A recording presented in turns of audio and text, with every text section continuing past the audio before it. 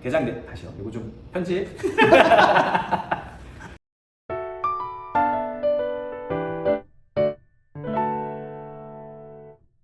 항문에 출혈했을 때 어떤 검사를 먼저 하셔야 되는지, 어느 병원 가야 되는지, 무슨 검사해야 되는지 가끔 이렇게 잘 모르시는 분 계시는데 어떤 검사를 먼저 해야 될까요? 일단 대부분의 그 병 볼 때 출혈은 항문 쪽에서 대부분 나는 경우가 굉장히 많은데요. 이제 아까 말씀해 주셨듯이 이제 간혹 가다가 뭐 대장 쪽 문제 때문에, 그러니까 뭐 염증성 장질환이나 아니면은 우리가 가장 주의 깊게 봐야 되는 대장암이나 이런 것들 때문에도 항문 출혈이 생길 수가 있죠. 그래서 일단은 물론 이제 나이에 따라서도 중요하겠지만 그 발생 기간이나 이런 것들에 따라서 뭐 대장 내시경을 먼저 해볼 수도 있고, 아니면 그 항문 검사를 통해서 항문 쪽 치액에서 명확하게 출혈이나 이런 것들이 발견이 되면 뭐 수술을 먼저 진행을 할 수도 있고 이렇게 하게 됩니다. 근데 보통 우리가 치액 수술 같은 경우는 3, 4도 치액에서 보통 우리가 이제 치액이라고 하면 늘어진 정도에 따라서 1도, 2도, 3도, 4도로 나눠지게 되는데, 보통은 저희가 항문 수술은 보통 3, 4도 치액을 보통 수술을 권유를 하게 됩니다. 근데 뭐 이제 계속적으로 불편한 외치액이나 아니면 2도 치액이라고 해도 약으로 이렇게 해결이 되지 않는 출혈이 있다거나 아니면 통증이 있을 때도 수술을 좀 권유를 하게 되죠. 그러면 우리 김근영 원장님도 실제로 아이고 아무래도 치액이나 뭐 치열 그런 데서 피가 났겠구나라고 생각하고 진료를 했는데 뭐 직장암이 발견됐다던가 그런 경우가 있었나요? 그런 경우가 있어서 그렇죠. 조금 이르긴 네네. 하지만 좀 일찍 권고하는 경우도 있는데요. 실제적으로 뭐 30대 후반, 40대 초반에서도 그냥 단순 치액으로 생각을 했는데 약간 직장경 했을 때 약간 출혈 양상이 조금 특이하다거나 이래서 약간 내시경을 먼저 해보자고 해서 했는데 우연히 그런 직장암이나 대장암이 좀 발견된 경우가 좀 종종 있어서 그렇죠. 조금 이른 나이에도 약간 그런 게 있으면 좀 내시경을 조금 권유를 좀 하는 편이긴 합니다.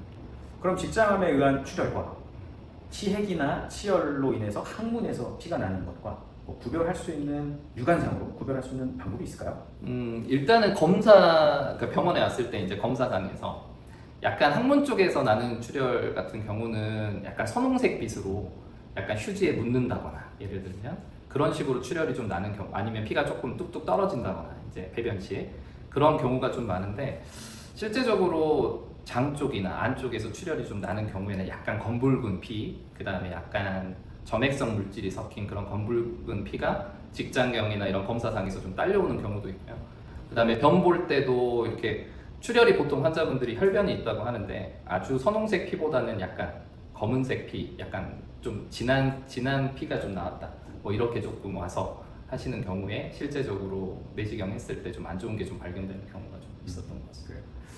아무튼 중요한 거는 나이가 40세 이상인데 대장 내시경을 안 했었다. 그러면 항문 출혈이 있을 때 반드시 대장 내시경을 해야 하고, 뭐 그런 이유로는 일단 첫 번째가 직장암에 대한 걱정이겠죠. 그리고 요즘 궤양성 대장염이 많이 발생률이 올라가고 있는 상태이기 때문에 궤양성 대장염에 의한 출혈일 수도 있고, 또 한 가지는 직장암은 아닌데 거의 직장암의 전 단계인 용종이 크기가 커지면서 피가 나는 경우들이 있죠. 이렇게 지금 말씀드리는 케이스들은 아마 김근영 원장님도 다 경험을 했을 거고, 저도 마찬가지로 진료하면서 항문 출혈이라고 생각을 했었는데 의외로 전혀 다른 더 심각한 병들이 발견되는 경우들이 있었어요. 그래서 그 대장 내시경 검사하는 거를 꼭 고려를 하는 게 중요하겠다. 혹시 가족력, 특히 가까운 가족 중에 어머니, 아버지, 형제분 중에서 이제 대장암이나 직장 걸리신 분들이 있는 경우인데 자기가 지금 되게 두려워서 어떤 검사를 물론 대장 내시경도 해야 되겠지만 나이가 젊었을 경우에는 어떤 뭐 항상 대장 내시경을 먼저 해야 되는 건지, 아니면 다른 검사를 통해서 그걸 예측하거나 아니면 주교할 수 있는 그런 방법이 있을까요?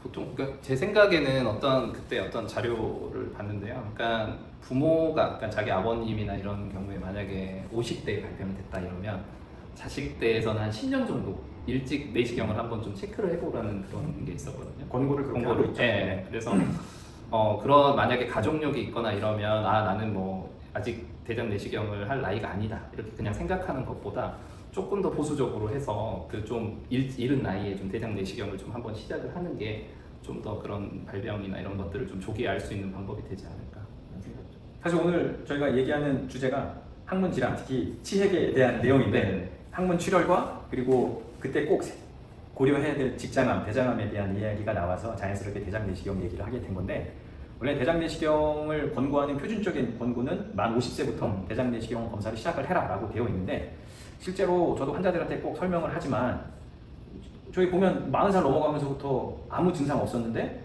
발견되는 경우들이 많잖아요. 네. 직장암, 대장암이 발견되는 경우들이 꽤 있어요. 그리고 실제 그 데이터를 봐도 40살이 되면서부터 직장암, 대장암 발생률이 굉장히 가파르게 증가를 하고 50세 지나면 뭐 더 말할 것도 없이 더 많이 증가를 하는데 그래서 실제 학회에서도 계속 고민들을 하고 있죠. 이게 대장 내시경을 시작을 하는 그 나이를 만 50세가 아니라 45세, 가능하면 40세까지 좀 당겨보자. 그렇게 좀 많이 연구를 하고 있는 상황이고 저는 개인적으로 환자분들에게는 가능하면 40세부터는 대장 내시경을 꼭 받아봐라 라고 이야기를 하고 있습니다.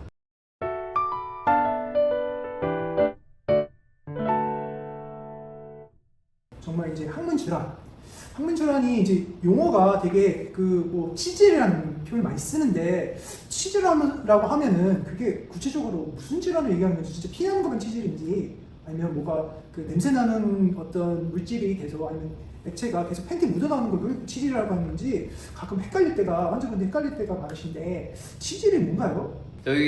제가 생각하기에는 사실 치질은 항문에 있는 모든 질환을 이제 치질이라고 이야기를 하고요. 그 치질 중에는 이제 우리가 흔히 치질 수술했다, 치질이 있다 이렇게 이야기를 하는 거는 일반적으로 치핵을 이야기를 하는 거고요.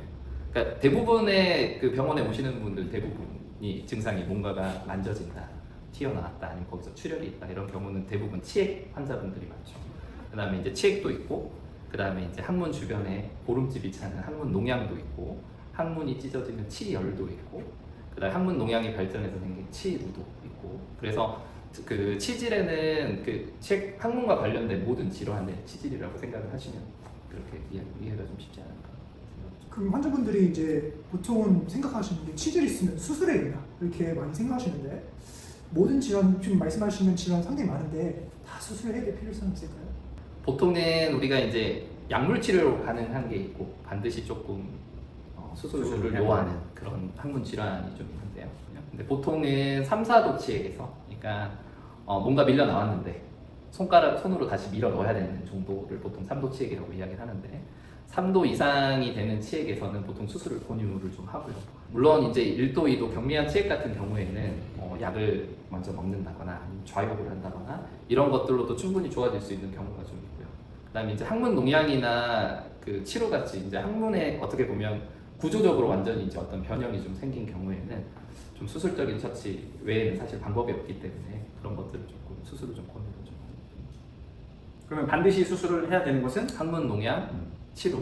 약으로 해결이 되지 않고 오히려 방치했을 때 좀 더 복잡한 형태로 진행을 해서 나중에 수술 범위가 넓어지고 그리고 치료 수술을 하는 경우에는 치료 수술을 하면서 관략근 손상될 가능성이 어쩔 수 없이 생기는데 치료가 복잡하면 복잡할수록 관략근의 손상 범위가 더 넓어질 수 있겠죠. 그래서 미루지 않고 가능하면 빨리 해결을 하는 게 좋겠네요. 그죠?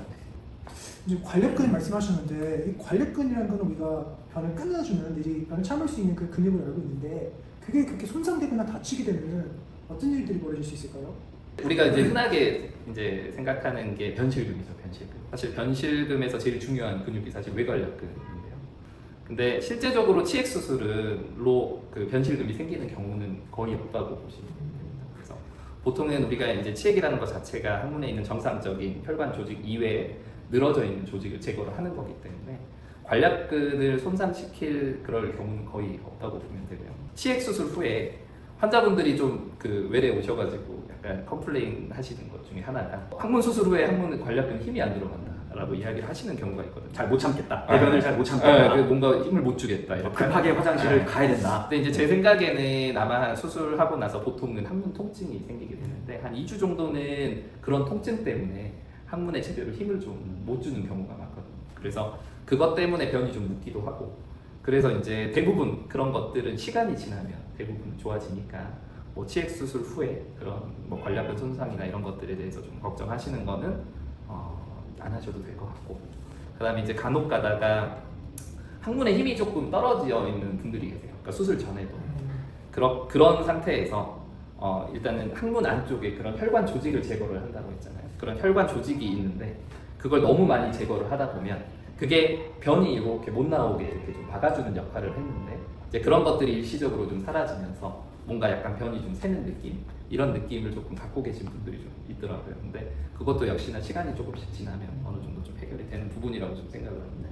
이게 우리가 대변을 참게 하는 역할, 그게 결국 이제 항문의 압력이 그거를 해주잖아요. 근데 항문 압력에 기여하는 게 항문 바깥쪽에 있는 외관략근, 그리고 그 바로 안쪽에 있는 내관략근, 두 가지가 다 항문의 압력을 유지하는 데 기여를 하고, 한 10% 정도를 치핵 조직, 우리 김근영 원장님이 얘기한 그 혈관 조직들이 그거를 또 담당을 해요. 그런데 치핵이 심하면 심할수록 그 심한 치핵 조직이 항문 압력을 유지하는데 더 많은 기여를 하게 될 거고, 그거를 수술을 해서 다 제거를 하면 일시적으로 좀 항문의 압력이 빠지면서 약간의 대변 실금 증상이 생길 수는 있는데, 결국은 이 내관략근과 외관략근이 아주 완전하게 잘 살아있는 상태이기 때문에 결국은 다 적응을 하게 되죠. 적응을 해서 대변 실금 증상은 웬만하면 다 사라지게 되죠. 치핵 수술을 한 경우에.